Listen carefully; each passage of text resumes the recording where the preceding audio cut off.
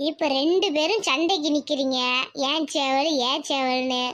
இதை யாரும் பார்க்கல யாரோட சேவல்னு. சரியா, சாட்சியும் ஒன்றும் சரிப்பட்டு வரல.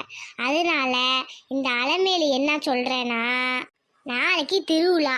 இந்த சேவலை பொதுவாக காவு கொடுத்து சமைப்போம். அது ரெண்டு பேர் மட்டும் சாப்பிடுங்க. உண்மையான சேவல்காரனுக்கு ஒன்றும் ஆகாது. ஆனால் பொய்க்காரனுக்கு அந்த ஆத்தா கூலி கொடுத்துருவா, ரத்தக்காவு வாங்கிடுவா. நாட்டாயி என்ன சொல்றீங்க? நாட்டாயம்மா நெசந்தானா? ஆமாண்டா, எனக்கு வேற வழி ஒன்றும் தெரியல. இதுதான் பண்ணி ஆகணும். ரெண்டு பேரும் இதுக்கு சம்மதமா? நாட்டாயம்மா அதெல்லாம் வேணாமா? ஆமா நாட்டாயி, ஆமா நாட்டாயி, அதெல்லாம் வேணாம் நாட்டாயி.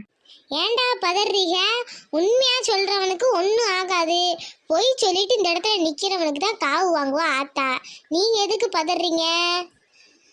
நாட்டாயி அது நாட்டாயி